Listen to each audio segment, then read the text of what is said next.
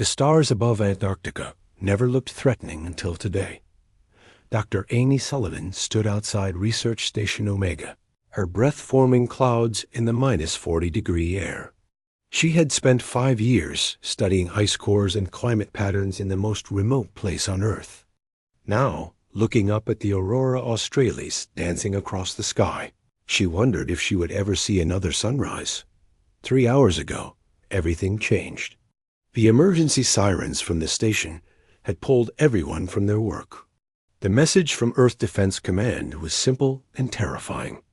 An alien fleet had arrived at the edge of the solar system.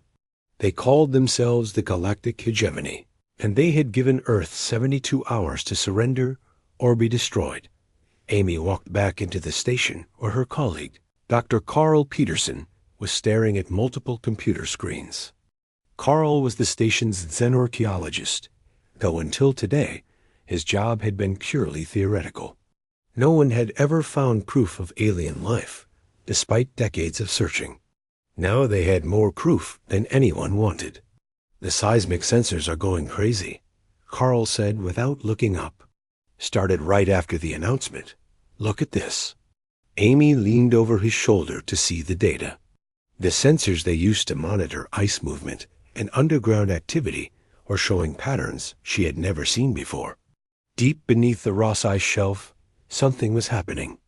The readings showed regular pulses, almost like a heartbeat, coming from 2 miles below the surface. Equipment malfunction? Amy asked, though she already knew the answer. They had triple-checked everything. "All 12 sensors are showing the same thing," Carl replied. "Whatever this is, it's big, really big. And it started exactly when that fleet showed up." In Earth's orbital defense station, Captain Jake Morrison watched the tactical display with growing dread. The hegemony fleet was massive. Over 10,000 ships, each one larger than anything Earth had ever built. His own fleet of 300 vessels looked like toys in comparison. Admiral Lisa Chun stood beside him, her face carved from stone. She had commanded Earth's defenses for 10 years, preparing for a threat that might never come. Now it was here, and she knew the truth. They could not win this fight. Time to impact if they advance? She asked. "At their current position, 6 hours to Earth orbit," Jake answered. "Our defensive platforms might slow them down for another hour, maybe 2 if we're lucky." "An hour? Chances?" Jake didn't want to answer, but she deserved the truth. "0, Admiral. Their energy readings are off the scale. One of their smaller ships could probably take our entire fleet." Lisa nodded slowly. She had expected this answer. Earth's journey to the stars had been remarkable. In just 50 years, humanity had gone from first faster-than-light flight to colonies in 3-star systems. But compared to a civilization that controlled most of the galaxy, they were children playing with sticks. "Get me a channel to Antarctica Station Omega," Lisa ordered. Dr. Sullivan reported anomalous readings. "In times like these, we chase every lid." Back in Antarctica, Amy and Carl had called in the rest of their small team. Sam Torres, their youngest technician at just 25, was preparing the deep ice drilling equipment. They had decided to investigate the source of the readings. If Earth only had 3 days left, they might as well solve one last mystery. "Drill depth at 500 meters, Sam reported. "The signal is getting stronger. Whatever's down there, it's not natural." Amy watched the drill's progress on her screen. The ice here was ancient, laid down over millions of years. Each layer told a story of Earth's climate history. But now the drill was hitting layers that didn't match any known pattern. The ice was too perfect, too uniform, as if it had been placed there deliberately. 1,000 meters, Sam continued. "Wait, I'm getting resistance." The drill hit something hard. Carl checked the composition readings. "It's metal, some kind of alloy I've never seen. The sensors can't identify it." Amy felt her heart racing. Metal 2 miles beneath ancient Antarctic ice? That was impossible. The ice here was at least 2 million years old. Humans had only developed metalworking 6,000 years ago. "Keep drilling," she ordered, "but carefully. We don't know what we're dealing with." The drill worked for another hour, cutting through the strange metal in small increments. Then suddenly it broke through.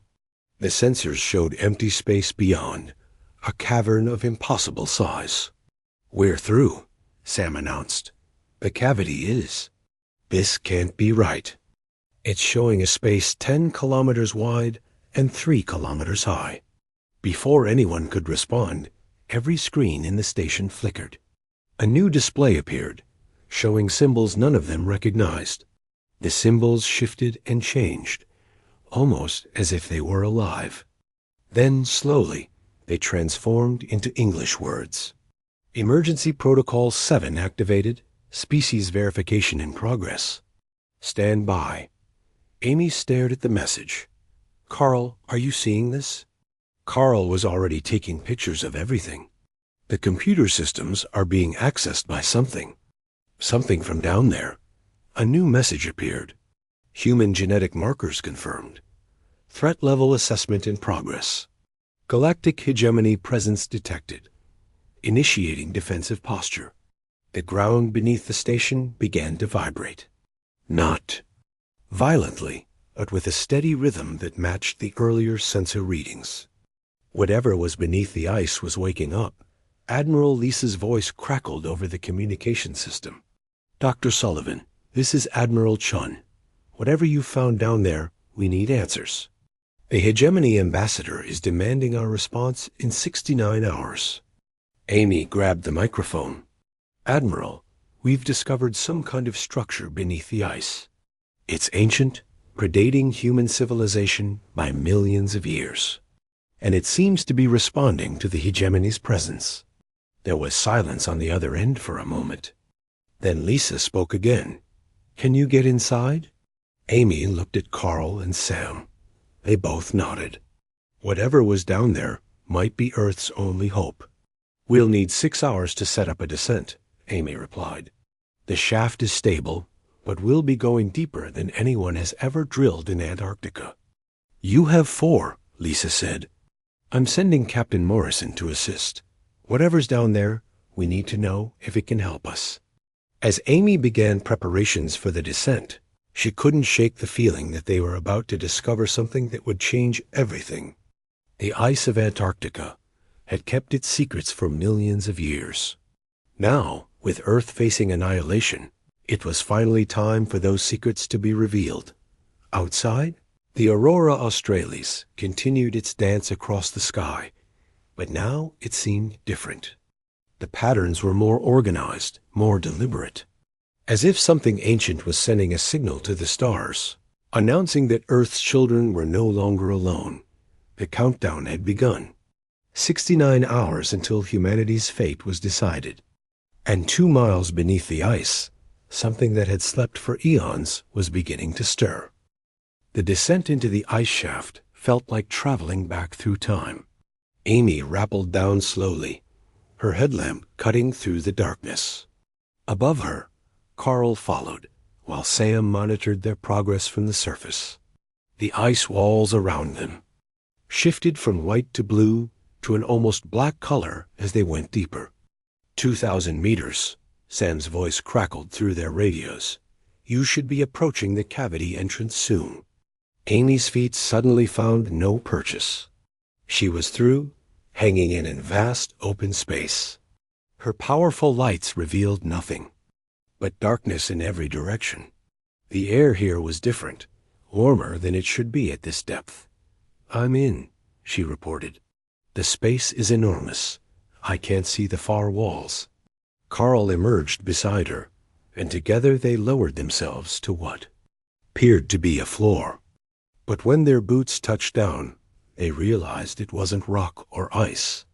It was the same strange metal the drill had encountered, smooth and seamless. "Look at this," Carl whispered, running his hand along the surface. Where he touched, soft blue. Lights appeared, following the movement of his fingers. "It's responding to us." They unclipped from their ropes and began exploring. Their light soon revealed structures in the distance, tall spires and geometric buildings that defied conventional architecture. Everything was preserved perfectly, as if it had been built yesterday rather than millions of years ago.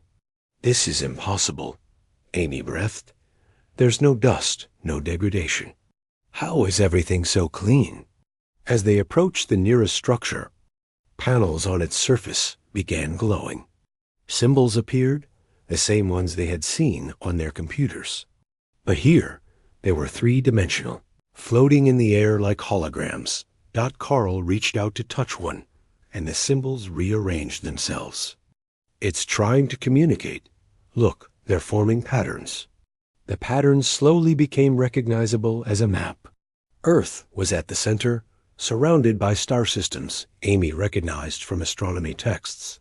But there were lines connecting them, pathways that seemed to pulse with energy. "Sam, are you getting this on the surface cameras?" Amy asked.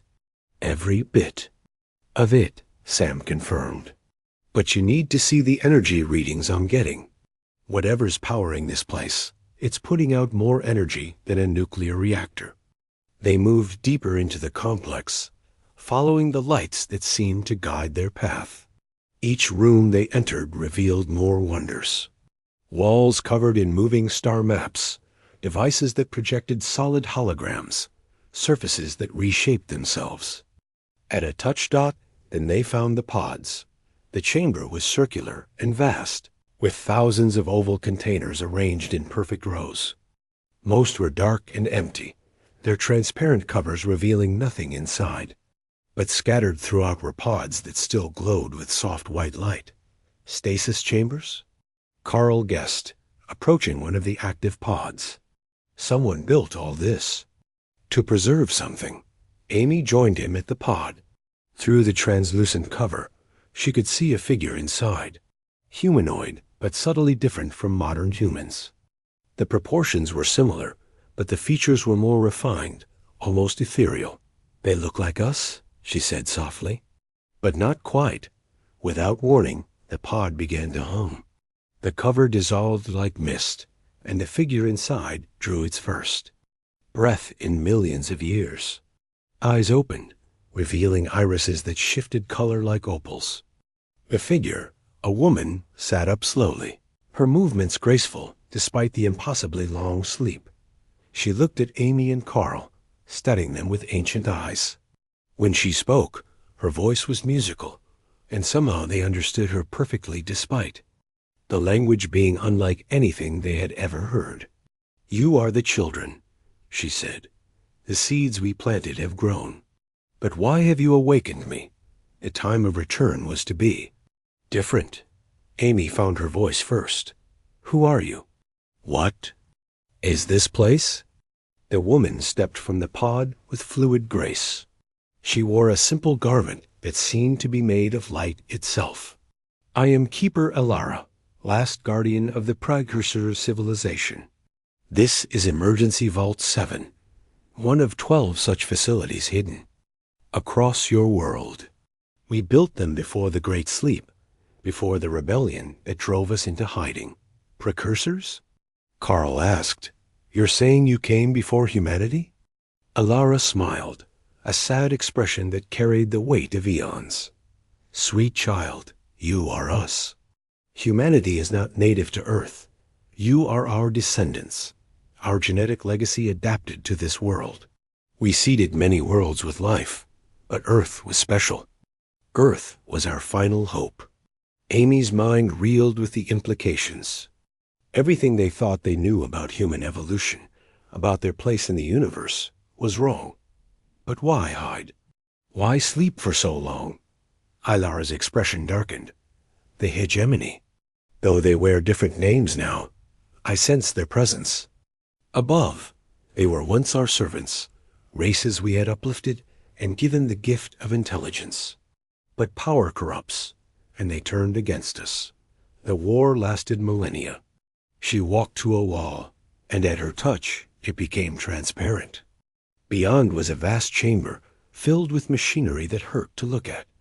devices that seemed to bend space around them. We could have won, Ilara continued. Our technology was superior. But victory would have meant genocide, the destruction of billions of sentient beings, so we chose another path. We hid, we slept, and we waited.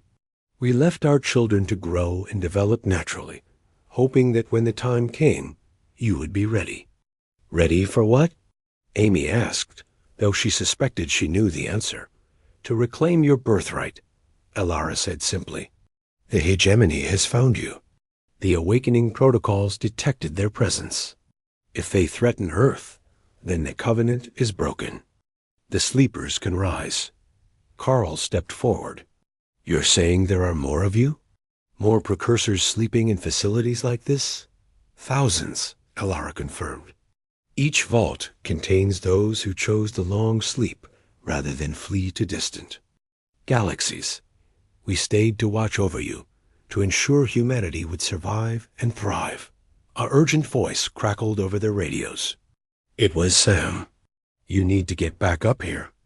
Captain Morrison has arrived, and he's brought half the Antarctic garrison with him. Also, the energy readings are spiking everywhere. It's not just our location. I'm detecting similar signatures from 11 other sites around the globe. Ilara nodded as if she expected this. The network awakens. Your touch, your genetic markers have started a chain reaction. The other vaults are responding. She moved to a central console, her hands dancing over controls that materialized at her approach. I must prepare. The hegemony will not expect us still exist. They have grown complacent in their dominion. But first, you must understand what you truly are. The air in front of them shimmered, and a holographic projection filled the space.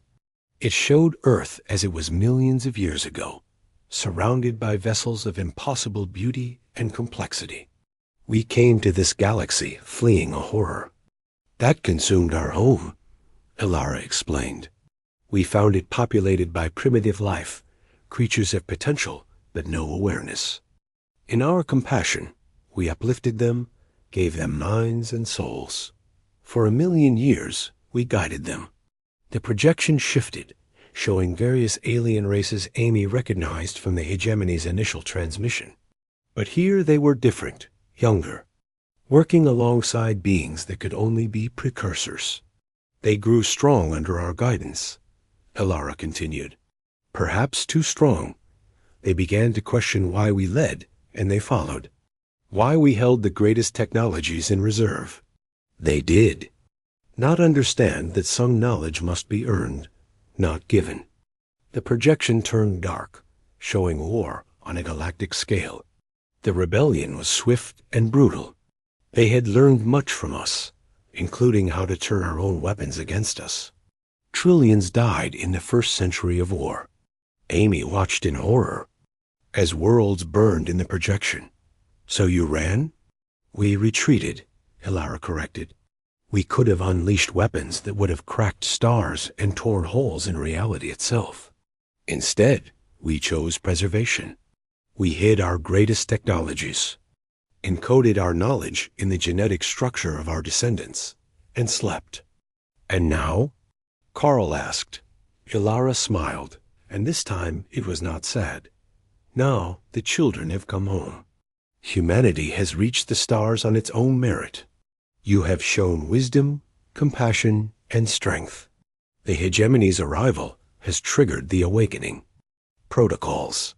It is time for the galaxy to remember why they once called us the Elder Race. She turned to Amy. But the choice is yours. You can still negotiate with the hegemony, still surrender and preserve your secret. Or you can activate the full defense network and reclaim what was always yours. Amy looked at Carl, seeing her own mixture of fear and wonder reflected in his eyes. In 60 hours, Earth would have to give its answer to the hegemony. But now they had options they never imagined possible. What do you need from us? Amy asked. Ilara's opal eyes gleamed. Take me to your leaders. Show them the truth of their heritage. And then Let them decide if humanity is ready to wake the sleeping giants. As they prepared to return to the surface, Amy couldn't help but marvel at the turn of events.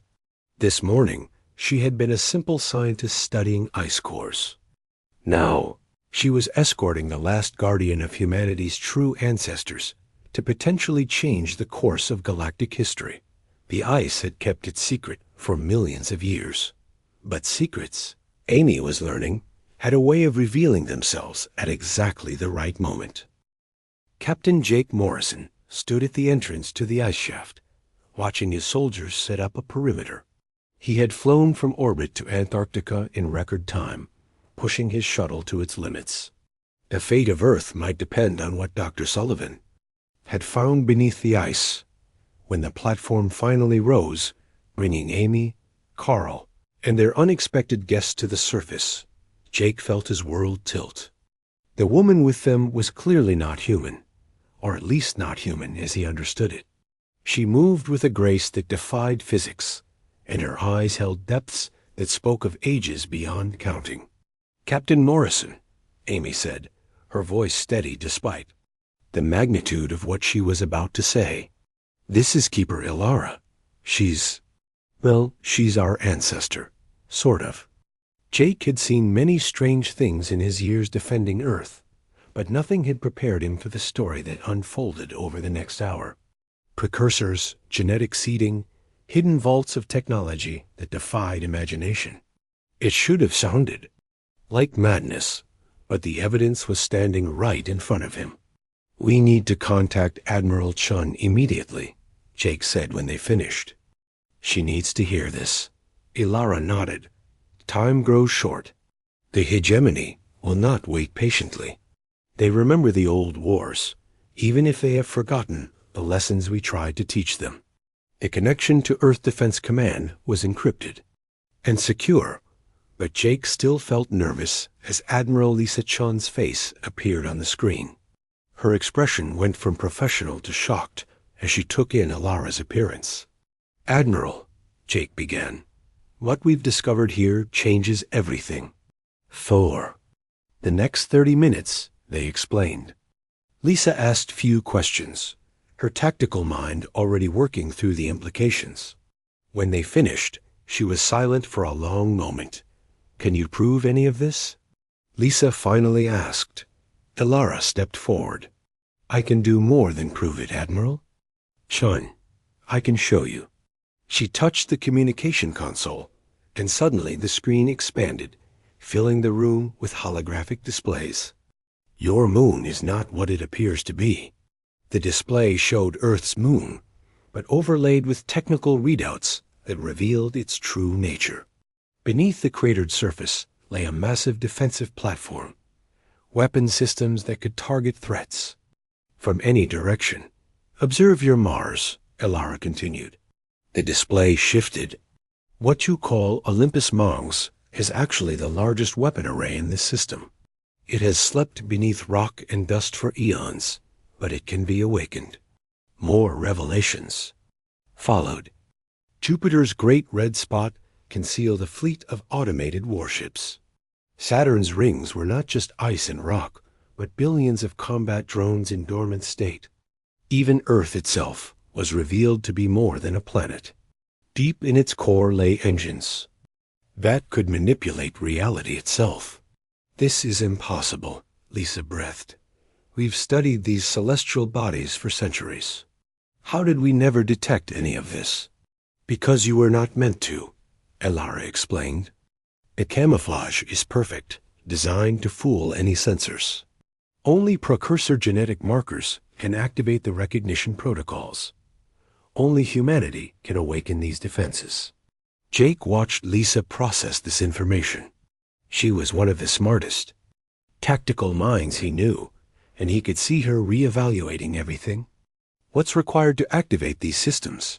Lisa asked. "The process has already begun," Ilara said. "When Amy and Carl entered the vault, their genetic signatures started a cascade reaction. The other 11 vaults on Earth are awakening. Each contains precursors like myself, specialists in different fields. Together, we can bring the defense network online. How long? Lisa's question was sharp, focused. Full activation requires 24 hours, Alara replied. But we can begin bringing individual systems online immediately. Lisa made her decision. I'm calling an emergency session of the Earth Defense Council. Keeper Alara, I need you here. In Geneva within 6 hours. Can you travel? Alara smiled. I have waited millions of years, Admiral. I can manage a few hours of your aircraft. As they prepared for departure, Sam pulled Amy aside. The energy readings are going crazy. Not just here, but everywhere. Satellites are picking up signatures from the Sahara, the Amazon, even under the ocean near Hawaii. Amy looked at the data on his tablet. The other vaults, they're all activating. There's more, Sam said. Radio telescopes are detecting responses from the Moon and Mars. Whatever's hidden there, it knows the vaults are active. Within an hour, they were airborne in Jake's military transport. Alara sat calmly, looking out at the world she had not seen in eons. Amy sat beside her, full of questions. Why Earth? Amy asked. Of all the worlds you could have chosen, why here? Alara's expression grew distant. Earth was perfect, far from the galactic core, unremarkable to casual observation. But more than that, it had the right conditions for our children to thrive. We tweaked the genetic codes, yes, but humanity evolved naturally. Your creativity, your adaptability, your stubborn refusal to surrender, those are traits you developed on your own. Carl leaned forward. The hegemony, do they know about the hidden defenses? They suspect, Alara admitted. They spent centuries after the war searching for our hidden strongholds. They found some, destroyed them. But Earth remained hidden. We were very careful. The automated systems kept watch while we slept, hiding any trace of our presence.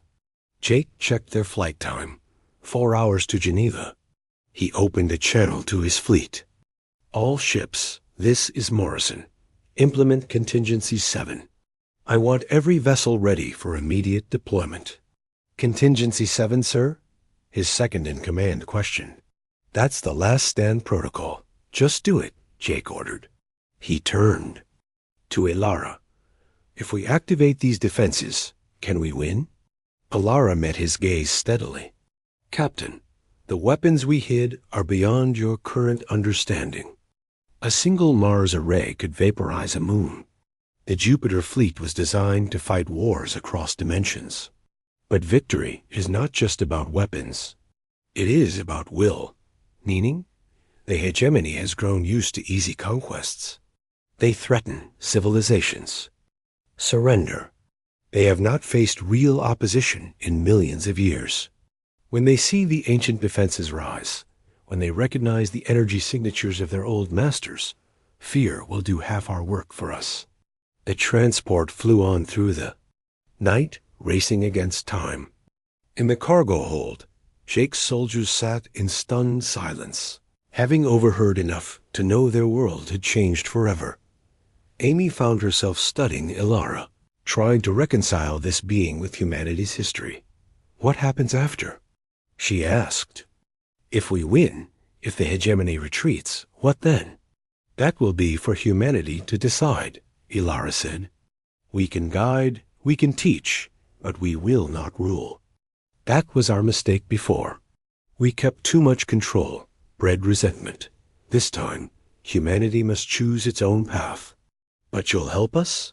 Those of us who wake will share our knowledge. Medicine that can extend life for centuries. Technologies that can transform dead worlds into gardens. The secrets of faster-than-light travel that makes your current methods look like crawling. But each gift must be earned, understood, integrated wisely. An alarm sounded in the cockpit. Jake rushed forward, then returned with a grim expression.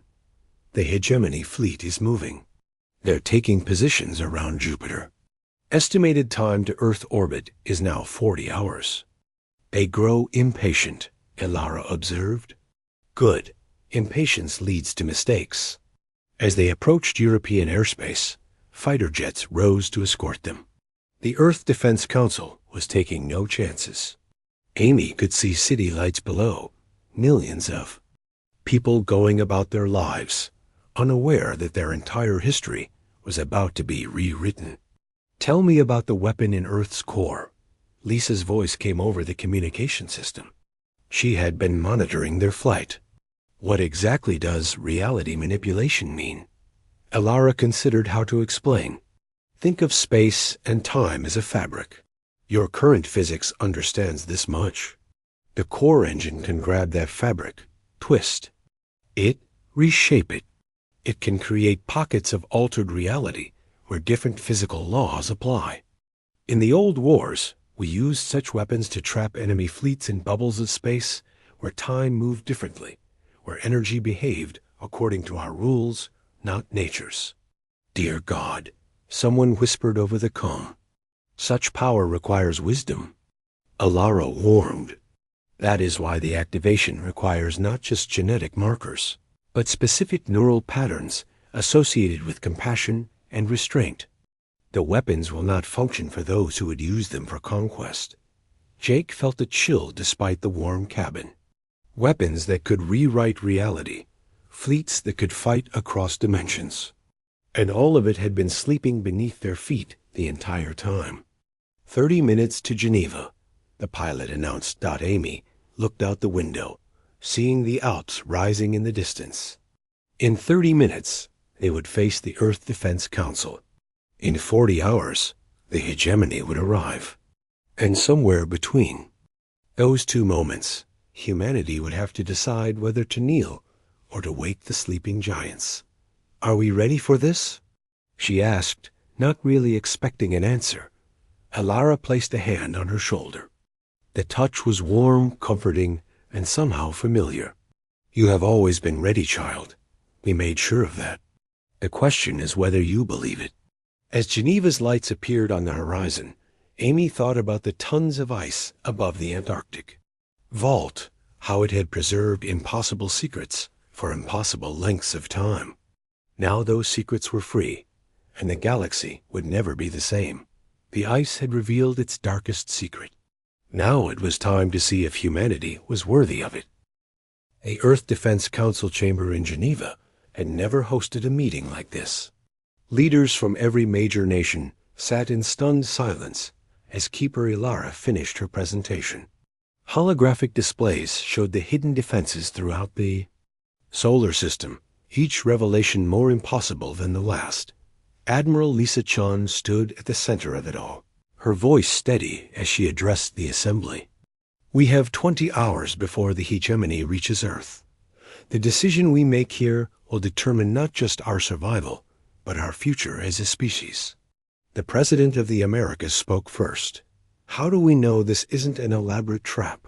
These precursors claim to be our ancestors, but what proof do we have beyond their word?" Elara stepped forward, and as she moved, every screen in the chamber displayed genetic comparisons. "Your own science confirms it. The markers are there, hidden. In what you call junk DNA, sequences that serve no evolutionary purpose, yet every human carries them. They are activation codes, waiting for the right moment." The Chinese premier leaned forward. "If we activate these weapons, we reveal ourselves as the descendants of their ancient enemies. Won't that make the situation worse?" "The situation cannot be worse," Jake interrupted from his position by the door. "I've run every simulation. Without these defenses, Earth falls in hours. Our entire fleet wouldn't even slow them down." Dr. Amy Sullivan had been quiet until now, but she felt compelled to speak. "I've been in the vault.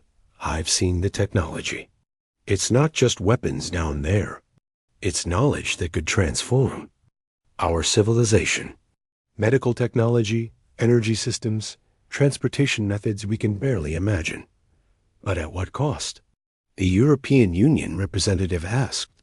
"If we accept this heritage, do we also accept their wars, their enemies?" Elara's expression grew sad. You already have their enemies.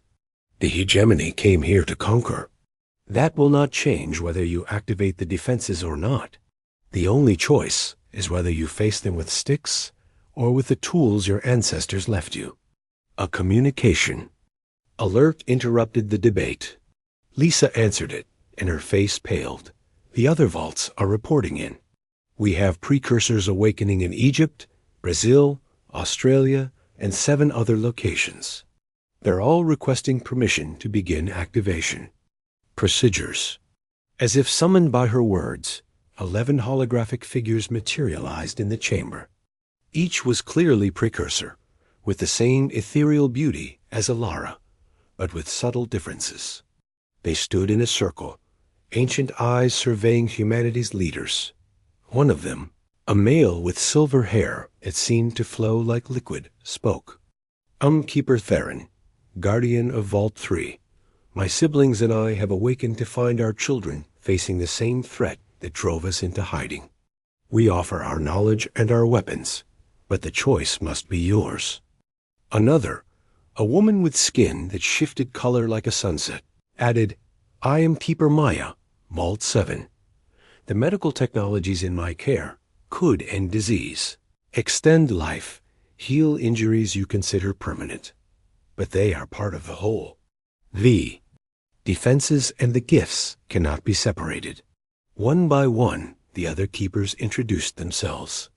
Each specialized in different fields: energy, transportation, communication, agriculture. Together, they represented a civilization so advanced that humanity's greatest achievements looked like a child's first steps. Show them, Ilara said simply. Chamber filled with light as every keeper raised their hands. Outside, through the great windows, the night sky began to change.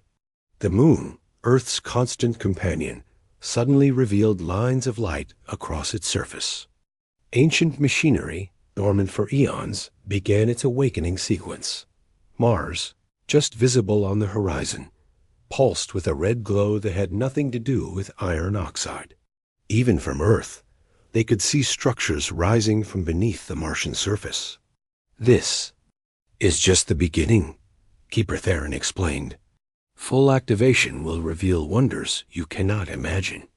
The Jupiter fleet alone contains 10,000 vessels, each capable of faster than light travel without the limitations of your current technology.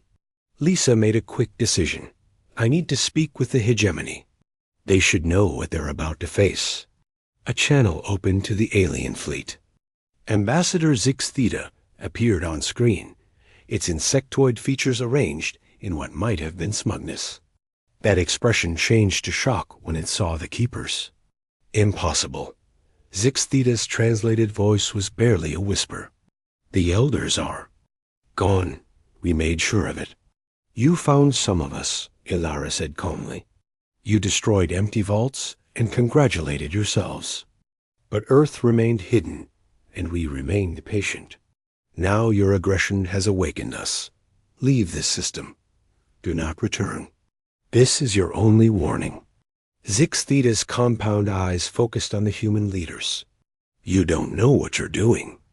The elders will promise you paradise, but they will make you slaves. We freed ourselves from their tyranny. We won't let them rise again? Slaves? Amy stepped forward, surprising herself with her boldness. They're offering to teach us, not rule us.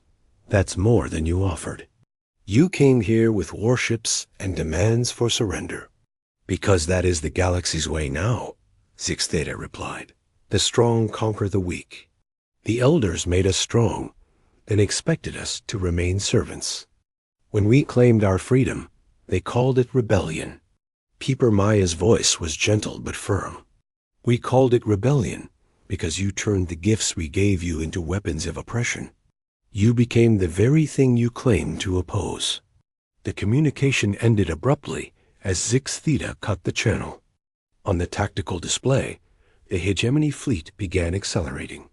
They would arrive in 18 hours now. So much for negotiation. Jake muttered. The Earth Defense Council erupted in heated debate. Some wanted more time to consider. Others demanded immediate activation of all defenses. Amy watched it all with growing frustration. They were arguing while the clock ticked down. Finally, Ilara raised her hand, and silence fell. Perhaps a demonstration would help you decide. She touched her temple, and Amy felt a strange tingling in her own mind. Around the room, others were experiencing the same sensation. What are you doing? Lisa demanded. Activating dormant neural pathways, Ilara explained. Every human has them, inheritance from your precursor genes. I'm simply ... turning on the lights. The effect was immediate and profound. Amy felt her mind expand, suddenly understanding mathematical concepts that had been beyond her. She looked at the holographic displays and saw not just pretty lights, but the underlying code of reality itself. Jake gasped beside her. I can see it, the tactical possibilities, the weapon configurations. It's all so clear. Around the room, leaders were having similar revelations. The Premier of China was staring at energy equations that would revolutionize power generation. The President of the Americas was comprehending medical possibilities that could end aging. This is what you are, Ilara said softly. Not fully human, not fully precursor, but something new. Something with the potential to be greater than either. The enhanced understanding lasted only minutes, but it was enough. When the effect faded, leaving them with just the memory of what they had experienced, the vote was unanimous. Earth would activate its defenses. Begin the sequence, Lisa ordered. All 12 keepers moved in unison, their hands weaving patterns in the air. Holographic interfaces materialized around them, each connected to their respective vaults. The chamber filled with harmonious tones as ancient systems came online. Amy watched the global display as energy readings spiked across the planet. In Egypt, the Great Pyramid revealed its true purpose as a massive power generator. In Peru, Machu Picchu's terraces reconfigured into communication arrays. The Mariana Trench opened to release construction drones that had waited in the deep ocean.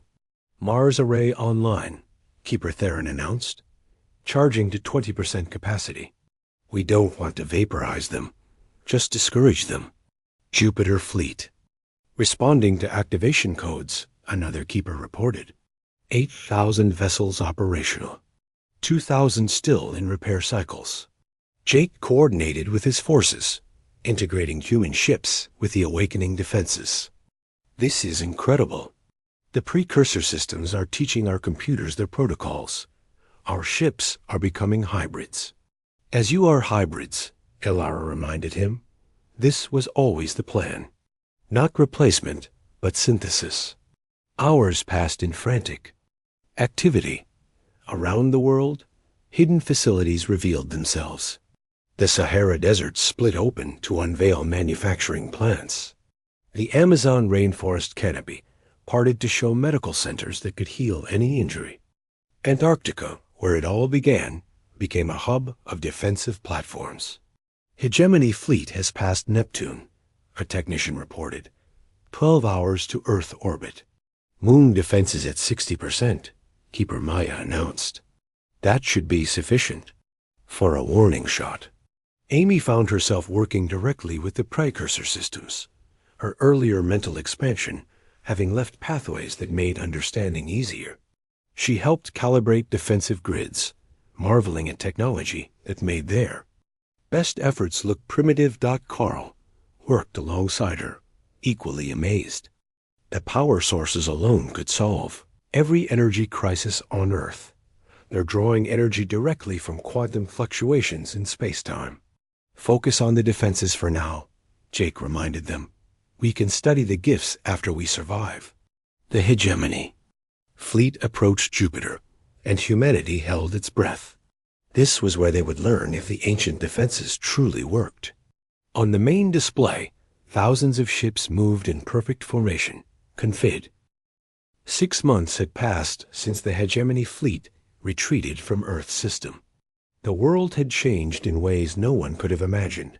Dr. Amy Sullivan stood on the observation deck of the new orbital station, a structure that combined human engineering with precursor technology.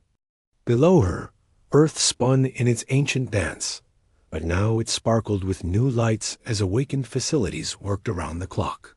The Australian vault just reported another breakthrough, Carl said, joining her at the window. They've figured out how to adapt the medical nuggets for agricultural use. Crops that can grow in any soil, in any climate. Amy smiled. Carl had thrown himself into the work of understanding precursor science with enthusiasm that bordered on obsession. They all had. How could they not, when every discovery promised to revolutionize human existence? Any word from Jake's expedition? She asked. They reached the hegemony border yesterday, Carl replied. First official diplomatic mission. Jake's. Got 3 keepers with him, including Alara. The hegemony's nervous, but willing to talk. The door opened and Sam Torres entered, but he was barely recognizable as the young technician from Antarctica. The neural enhancements had awakened capabilities in him that surprised everyone. He now served as Earth's primary interface with precursor computer systems. The Mars terraforming project just hit a milestone, Sam announced. The atmosphere generators are at 10%. We'll have breathable air there in 20 years, instead of the 1,000 it would have taken with our old technology. Amy turned from the window. Sometimes I wonder if we're moving too fast. 6 months ago, we were just starting to explore our own solar system. Now we're redesigning planets. The keepers say this is actually slow, Sam laughed. Apparently. The precursors transformed entire systems in months. We're taking the careful approach. A chime announced an incoming transmission. The wall screen activated, showing Admiral Lisa Chun from her new command center on the moon. Behind her, the lunar defense grid hummed with quiet power. Amy, Carl, Sam, Lisa greeted them. I wanted you to see this. We're about to receive the first alien students. The screen split to show a shuttle approaching Earth. Not a hegemony vessel, but a ship from one of the younger species that had heard about Earth's transformation. They came seeking knowledge, just as Alara had predicted. How many? Amy asked. 50 in this group, Lisa replied. Scientists, doctors, engineers. They want to learn, and in exchange, they're sharing their own knowledge. It's working exactly as the keepers hoped. Not conquest, but exchange. Another section of the screen activated, showing Keeper Maya in the Brazilian medical facility. The first patients from the hegemony worlds will arrive next week. Species suffering from genetic disorders their science can't cure. We'll heal them, teach their doctors, and build trust. Amy felt a mix of pride and humility. Humanity had gone from facing extinction to becoming the galaxy's teachers in just half a year. But with that role came responsibility. Any problems? She asked. Lisa's expression grew serious. Some. Not everyone in the hegemony is happy about the change. There are factions that see our rise as a threat to their power structure. And here, on Earth, some groups think we should use the weapons to conquer, not teach. The Keepers warned us about that, Carl said. Power corrupts, even when used with good intentions. Which is why we're being careful, Lisa agreed. Every major decision goes through the combined Earthkeeper Council. No one person or nation can access the most dangerous technologies alone. The screen shifted again, this time showing Jake Morrison aboard his diplomatic vessel. He looked tired but satisfied. Thought you'd want to hear this directly. The hegemony. Parliament just voted. They're officially recognizing Earth as a sovereign power and accepting our offer of technological exchange. That's wonderful, Amy exclaimed. There's more, Jake continued. They're asking for help with something. Apparently, there's a plague affecting 3 of their member species. something they've been fighting for centuries. Maya thinks we can cure it. Of course we'll help, Maya said from her display. That's what teachers do. Elara appeared beside Jake, her ancient eyes warm with approval. You see, not through force, but through compassion. This is how the galaxy changes. One healing at a time, one lesson at a time. Sam pulled up data on his tablet. I've been running projections based on our current rate of knowledge transfer. Within 50 years, poverty could be eliminated on every world that accepts our help. Disease, hunger, energy shortages, all solvable with what the precursors left. But carefully, Amy reminded him. The keepers were clear. Too much, too fast, and civilizations collapse. We have to let each species grow at their own pace. A new alert sounded. Lisa checked her systems. We have visitors. A ship from beyond the hegemony borders. They're transmitting mathematical equations. As a greeting. The theorem builders, Elara said with a smile. I wondered when they would appear. They were always the most curious of the younger races. Prepare welcome. They have much to teach us about dimensional mathematics. Amy watched as Earth's traffic control guided the new vessel to a docking station. 6 months ago, a single alien. Ship had terrified the planet. Now they arrive daily, bringing knowledge and taking it away in equal measure. I should get back to Antarctica, Amy said. The ice core samples from around the vault are showing interesting data. The precursors may have left messages in the ice itself, preserved information about the galaxy's history. I'll come with you, Carl offered. My team wants to explore the deeper chambers. There are sections of the vault we haven't even opened. Yet, as they prepared to leave, one last transmission came through.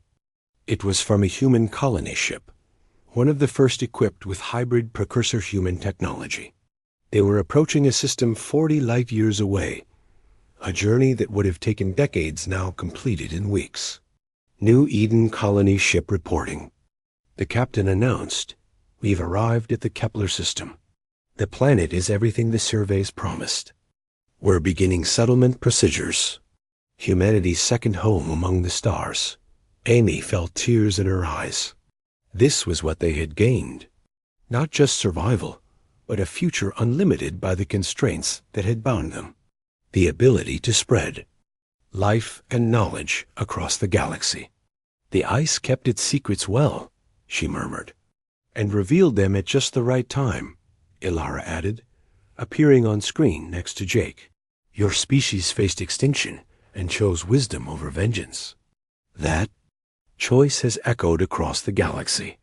Already, 3 hegemony species are restructuring their governments to be more democratic. The age of conquest is ending. Sam pulled up a final display, showing the galaxy with points of light, marking every world that had made contact with Earth. The lights were spreading, a network of knowledge and cooperation, replacing the old patterns of dominance and fear. What about the other precursor technologies? Carl asked. The reality engines, the dimensional weapons? When do we learn about those? When you're ready, Keeper Theron answered from another screen. Some knowledge must be earned through wisdom, not just intelligence. But you're progressing faster than we hoped. Perhaps in your lifetime. Amy nodded. She understood now that the greatest gift the precursors had left wasn't the weapons or the technology. It was the potential for growth, the chance to become something greater than the sum of their parts. As their shuttle departed for Earth, Amy took one last look at the orbital station. Human and alien crew members worked side by side, learning from each other. Ships from a dozen species docked peacefully, their crews mingling in the common areas. So what now? Carl asked as they entered Earth's atmosphere. Now we keep learning, Amy replied. We keep teaching. We keep growing. And we make sure that when the next crisis comes, and it will come, we're ready not just with weapons, but with wisdom. Below them, Antarctica spread out in all its frozen majesty.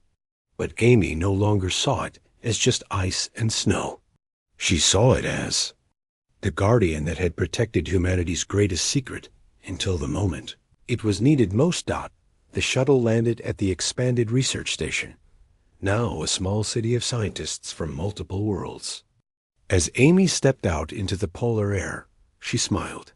The ice had revealed its secret, and in doing so, had given humanity the stars in the distance.